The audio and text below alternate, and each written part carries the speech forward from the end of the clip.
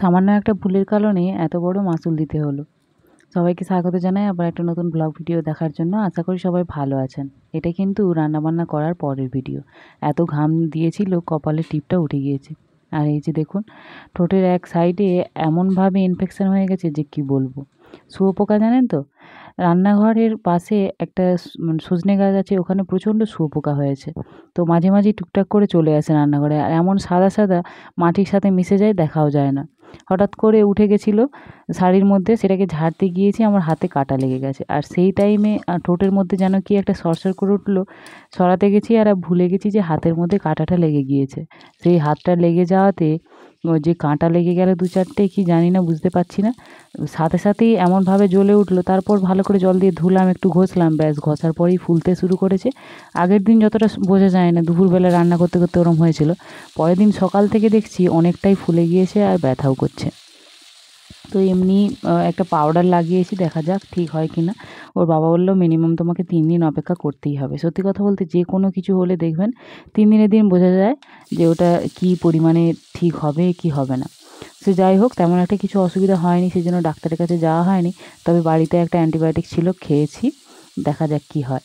তো আজকের রেসিপিটা চিংড়ি মাছের মালাইকারি। চিংড়ি মাছ নিয়ে এসেছিলো, আগের দিন দেখিয়েছিলাম, কাতলা মাছ আর চিংড়ি মাছ। কাতলা মাছটা তো আগের দিন দই কাতলা করেছিলাম। তো আজকে চিংড়ি মাছের মালাইকারি বানাবো। তার জন্য পেঁয়াজ বাটা, আদা রসুন বাটা, টমেটোও বেটে নিয়েছি, ধনেপাতা কাঁচা লঙ্কা নিয়েছি। প্রথমে পেঁয়াজটাকে ভালো করে, মানে বাটা পেঁয়াজটা ভালো করে কষিয়ে নেব। তেজপাতা, গরম মশলা, গোটা গরম মশলা ফোড়নে দিয়েছি। পেঁয়াজ বাটাটা যখন ভালো করে হয়ে যাবে, আদা রসুন বাটাটা দিয়ে কষিয়ে নেবো। এই যে একটু আদা রসুন বাটা রাখলাম, ওই যে দেখলাম বাঁধাকপিটা করেছি। আর যেহেতু শনিবার, আমার নিরামিষ, আমার জন্য একটু ওই বড়ার টক ছিল আগের দিন নিরামিষ, সেটা তুলে রেখেছি। আর বাঁধাকপির ডালনাটা করেছি, ওটাই তুলে রেখেছি অনেকটা। তো ওটা দিয়ে আমি খেয়ে নেব। তো ওই যে বাঁধাকপির তরকারিটা করেছি নিরামিষ, ওটাই নামিয়ে রেখেছি। এই আছে ভেটকি মাছের কাঁটা কয়েকটা রয়েছে, সেটা দিয়ে বাঁধাকপিটা সাঁতলে নেব।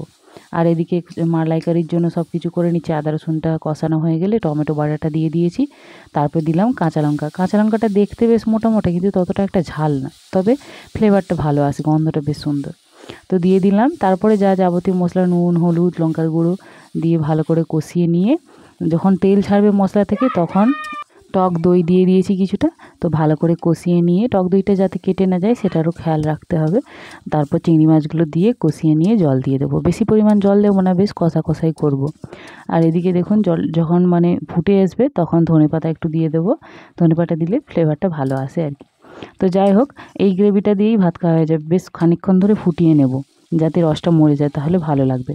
আর ওটা নামিয়ে নিয়েছি। এত তাড়াহুড়ো ছিল, একটু ভিডিও করতে পারলাম না। তারপরে এই যে ভেটকি মাছের কাঁটাগুলো ভালো করে ভেজে নিয়ে সেগুলোকে চেষ্টা করছি ভেঙে নেওয়ার, কিন্তু ওগুলো তো ভাঙবে না, এত পরিমাণে শক্ত যে কি বলবো। তো তারপর আদা রসুন বাটাটা দিয়ে ওর মধ্যে কষিয়ে নিয়ে বাঁধাকপিটা দিয়ে দেবো। এবারে বলবেন বাঁধাকপিতে আদা রসুন দিচ্ছেন? না, আদা রসুনটা দিলাম ভেটকি মাছের গন্ধটা কাটানোর জন্য, মানে ভেটকি মাছের মধ্যে যদি আদা রসুনটা পড়ে তো ভালো লাগে। তো যাই হোক, ওটাও রেডি। আর এদিকে দেখুন চিংড়ি মাছের মালাইকারিটা মানে ফাইনাল লুকটা আপনাদের সাথে শেয়ার করলাম।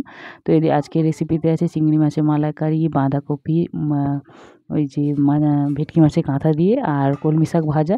মায়ের জন্য, মা যেহেতু চিংড়ি মাছ খায় না, মায়ের জন্য একটু চাকা মাছ ভেজেছি। আর ওটা আছে, কাতলা মাছ নিয়ে এসেছে আবার আজকে একটা, তো সেটার তেল পোটা ভাজা। আর এই বাটিটা হচ্ছে কালকের সে নিশের বড়ার টক একটু বেশি ছিল, সেটা বের করে রেখেছি।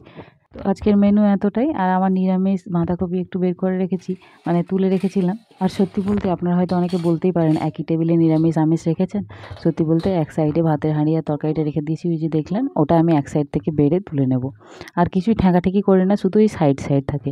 কি বলুন তো, সবার একসাথে বাড়িতে থাকলে আলাদা আলাদা কীভাবে করা যায়, যতটুকু পারি চেষ্টা করি। তো আজকে ভিডিওটা এখানেই শেষ করছি। আশা করি ভালো লাগলো, ভালো লাগলে শেয়ার করবেন। ধন্যবাদ।